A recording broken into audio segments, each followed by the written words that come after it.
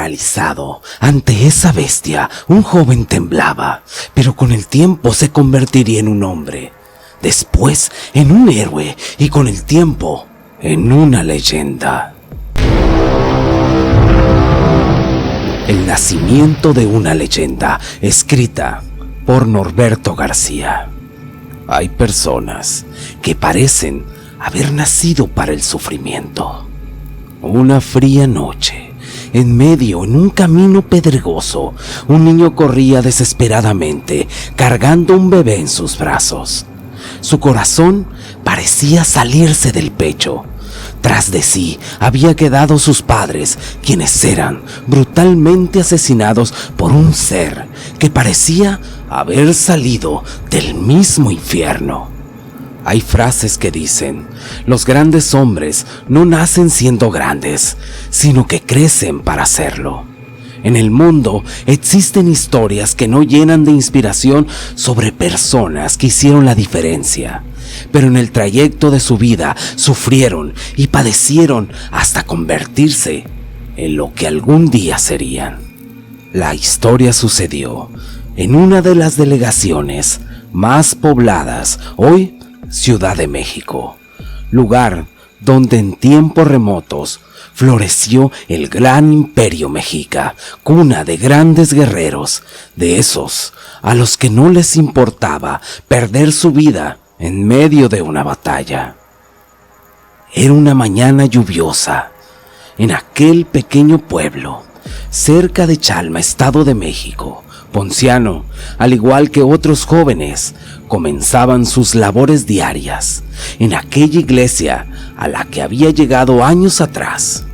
Su vida fue difícil desde su infancia, pues al ser casi un bebé, no recordaba un evento que cambió por siempre su destino, y esto fue la muerte de sus padres, quedando huérfano y al cuidado del padre Emilio.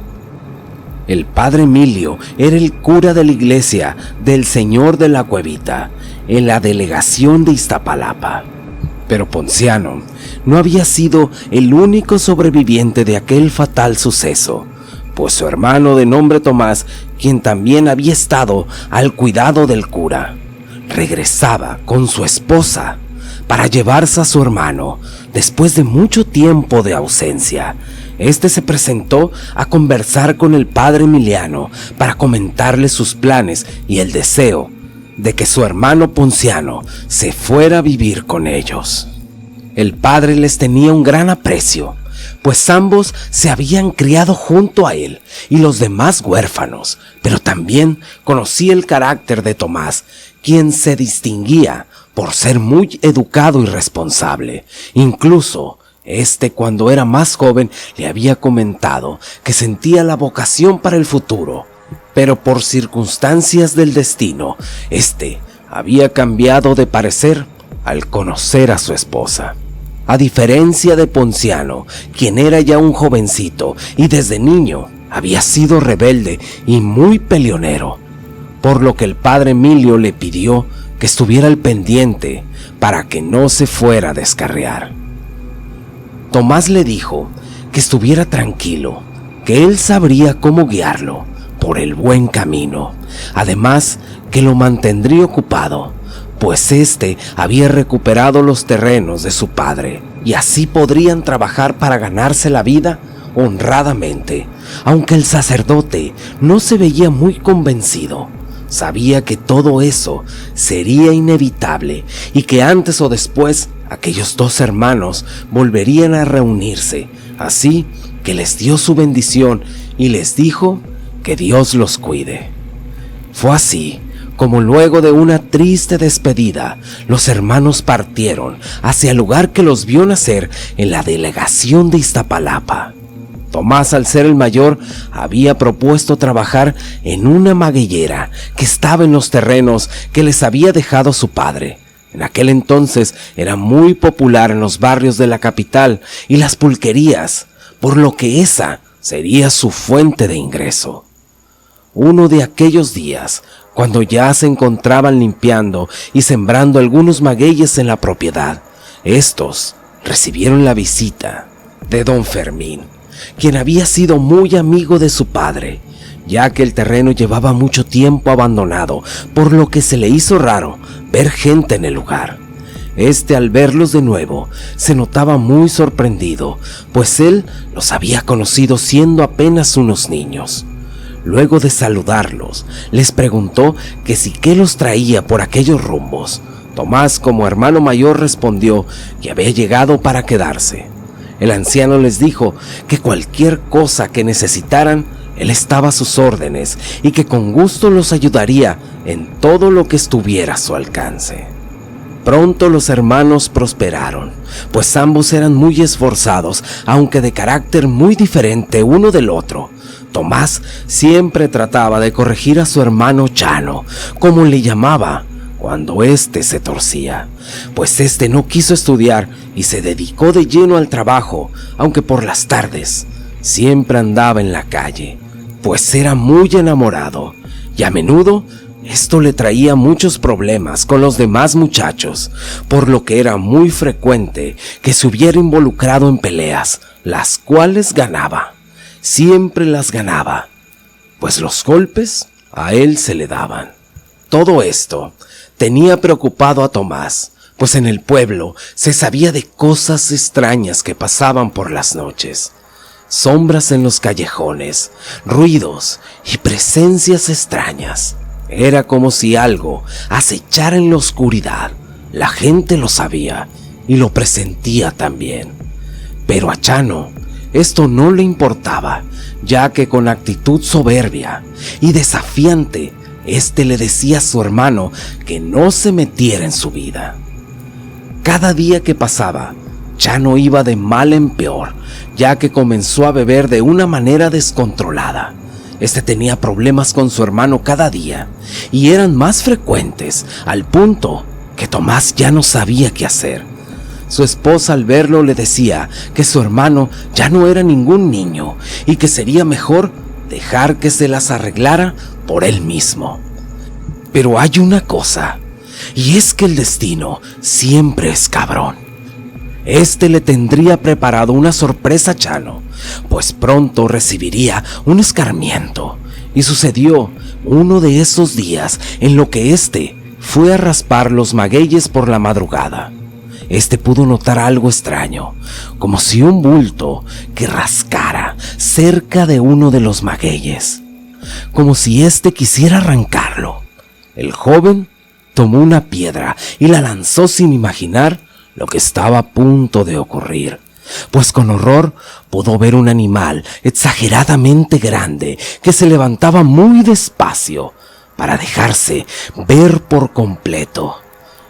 Tenía la cabeza similar a la de un perro con un pelaje pardo, pues se lograba distinguir con la luz de la luna. Cuando notó la presencia de Chano, comenzó a gruñirle como si estuviera a punto de atacarlo. Eso no era algo normal, y el joven lo sabía, por lo que de inmediato intentó huir, pero su cuerpo parecía no responderle. También intentó gritar, pero su boca era incapaz de hacer ningún sonido. Cuando todo parecía perdido, de forma milagrosa apareció su hermano, quien lanzó un disparo que hizo correr a la bestia hacia el cerro. Luego de unos minutos, Chano recobró el habla. Luego le agradeció a su hermano y le preguntó qué había sido ese animal que lo había atacado. «Es un nahual», respondió Tomás con un gesto serio. Y le dijo: «Tú no recuerdas, porque eras muy pequeño, pero la noche cuando nuestros padres murieron, una bestia similar terminó con su vida. Nosotros tuvimos la suerte que los vecinos escucharon todo aquel alboroto y nos rescataron. Además de eso, le confesó que todos estos años había planeado ir y terminar con esa bestia». Chano, a pesar de ser muy joven, era muy valiente, por lo que le pidió a su hermano le permitiera ayudarlo a vengar la muerte de sus padres. Le dijo que era muy peligroso, pues eso que los atacó no es fácil de matar, pues no se trataba de nada de este mundo y que las armas convencionales no le hacían daño alguno. Tú tuviste suerte, de seguro. Él no tenía hambre y al disparo huyó, pero cuando quieren comer, no se esconden, atacan sin avisar y son una máquina de matar. Ya por la mañana, cuando los primeros rayos del sol daban su luz, ambos tomaban café en silencio, pues no querían alarmar a la esposa de Tomás, por lo que fueron a buscar a don Efraín para preguntarle si él sabía algo al respecto. Cuando llegaron a su casa, éste los recibió y les preguntó cómo podría ayudarlos. Luego Tomás lo puso al tanto de todo lo que había pasado y le preguntó si alguien más había visto esa bestia. El anciano no pudo ocultar su rostro de temor y de tristeza también, pues los ataques por parte de esa bestia no eran cosa nueva para los vecinos y ya habían cobrado algunas vidas. Él les dijo que en tiempos de sequía algo bajaba del cerro de la Estrella para hacer maldades. Además les dijo que en más de una ocasión habían tratado de cazarlo sin tener ningún éxito, pero que era mejor dejar las cosas por la paz y por las noches mejor encerrarse cada quien en su casa. Un nudo en su garganta y abundante llanto rodaban por sus mejillas, pues recordaba la noche cuando la bestia había terminado con la vida de esos jóvenes. A él le tocó regresar y recoger sus restos, por lo que pudo darse cuenta del peligro que acechaba. Pero estos, lejos de desanimarse, a los muchachos los alentó para cobrar venganza, y esta vez la sangre les servía por las venas. Pero Tomás sabía que debía prepararse, por lo que acudieron a consultar al padre Emilio para que los ayudara. Cuando supo para qué lo buscaban, trató de persuadirlos. Además les dijo que cuando él era cura de Iztapalapa, muchas personas habían muerto en el intento de terminar con aquel nahual, ya que se rumoraba que había perdido toda humanidad al probar la sangre humana. Él sabía que el mal que habitaba en aquel cerro era muy poderoso y que si trataban de enfrentarlo, sería como mandarlos a la muerte. Por lo que le decía a Tomás que se olvidaran de todo eso, pero los hermanos ya habían tomado una decisión y no darían marcha atrás, por lo que no le quedó más remedio al cura que ayudarlos. Les dijo que debían preparar sus armas, por lo que llevaron unos machetes y una pistola. El cura comenzó a rezar sobre las armas y a formarle cruces a las balas, y les dijo que esa bestia era muy fuerte y muy rápida, pero que había forma de bloquearla para detenerla un poco, por lo que les dio una oración que se llamaba las 12 verdades. Les dijo que era muy efectivo cuando la bestia está cerca, pero tendrían solamente un momento para terminar con él. Ellos regresaron a Iztapalapa con la firme convicción de terminar con aquella bestia, pero los días pasaban y a pesar que estos velaban por las noches, no había rastro alguno de aquella criatura. Parecía como si se lo hubiera tragado la tierra. Más de una ocasión, estos trataron de buscarlo, yendo hasta el Cerro de la Estrella, pero no había rastro alguno. Todo esto tenía muy nerviosa a la esposa de Tomás, quien sospechaba en lo que estaba metido su esposo, y por más que ella le rogaba que dejara las cosas por la paz y continuara con su vida, los dos hermanos no estaban dispuestos a dar marcha atrás, y eso sería un error que pagaría muy caro, pues una de esas noches, mientras que ellos velaban cerca de la magueyera, pudieron darse cuenta que todo estaba en total quietud, pues los sonidos de la noche habían cesado muy rápido. Tomás le dijo a Chano que había que investigar, así que ambos caminaron alumbrándose con su lámpara. Con horror pudieron descubrir en el corral de uno de sus vecinos una silueta. Era la silueta de una bestia que parecía estar devorando una res. En ese momento, Tomás preparó su arma, pidiéndole a Dios le permitiera acertar ese tiro. Él disparó y le dio a la bestia en una de sus piernas, por lo que un fuerte alarido se escuchó por todo el lugar. Cuando fueron a intentar rematar a la bestia, ésta ya no estaba, pues había salido huyendo a toda velocidad. Los hermanos pensaban que ese era el momento que tanto esperaban, por lo que intentaron seguir el rastro de sangre que iba dejando, pero fue inútil. Lo cierto es que pronto comenzaron los rumores entre el pueblo, hasta llegar a los oídos de la esposa de Tomás, quien, muy molesta, le reprochó el poner en peligro su vida. Esta le dijo que tenía que parar y continuar con su vida común y corriente, que nada de lo que ellos hicieran le devolvería la vida a sus padres, por lo que éste pensó en dejar todo por la paz. Pero Chano no era de su mismo sentir y le dijo que con o sin él continuaría con sus planes, por lo que cada noche vigilaba en espera de enfrentarse con su destino. Pasaron los días sin ver nada sospechoso, pero llegó esa terrible noche que sería un parteaguas en la vida del joven Chano, pues ya avanzada la noche, cuando el sueño estaba a punto de vencerlo, nuevamente pudo escuchar cómo las ramas se rompían. Algo se acercaba. De pronto, la bestia nahual corrió en busca de sangre.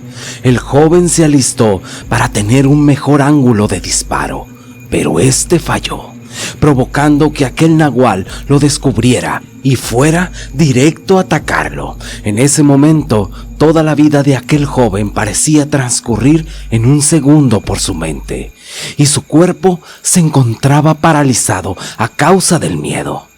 Solo esperaba, apretando los dientes, ese momento de ser devorado. De pronto apareció su hermano con un machete.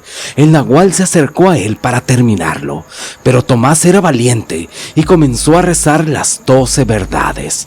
De pronto, el nahual empezó a quedarse estático, sin moverse. Fue ahí cuando Tomás corrió para ir con su machete. Chano se encontraba totalmente paralizado. La bestia, poco a poco, parecía superar el bloqueo aquel. Tomás le dio el primer machetazo. La bestia le lanzó un zarpazo. Todo era mucha confusión en aquel lugar, pues a causa de todos esos gritos, la esposa de Tomás salió a ver qué pasaba, solo para descubrir a su esposo, que estaba fuertemente herido por la bestia. Tomás, con desesperación, le gritaba a Chano que le disparara, pero este se había quedado petrificado hasta que pasó lo inevitable, pues aquella bestia había desgarrado el estómago de Tomás, arrebatándole la vida, provocando los gritos llenos de histeria y desesperación de su esposa. Cuando el nahual terminó con Tomás, fue directo hacia la mujer, mientras Chano seguía sin poder moverse, viendo cómo aquel nahual terminaba también con su cuñada. Parecía que todo había llegado a su fin. Fue en ese momento cuando aquel joven se llenó de furia y, lleno de convicción, jaló el gatillo, dándole de lleno en el pecho a la bestia, para luego rematarlo a machetazos. Cuando todo eso terminó, aquel joven había quedado bañado en sangre de aquel nahual. Arrodillado y viendo el suelo, lanzó un grito desgarrador que se escuchó por todas partes. Pero el dolor y la culpa lo tenían destrozado. Al fin había podido consumar su venganza, pero tuvo que pagar un precio muy alto. Con el tiempo, él se recuperó de esa pérdida. Muchos dicen que aquel día aquel joven se convirtió en hombre, un hombre que en el futuro se convertiría en la leyenda, en Don Chano de Iztapalapa. Hasta aquí llegó el relato de hoy y te quiero dar las gracias si llegaste hasta el final. Les mando muchos saludos y ahora sí, muchas gracias y hasta la próxima.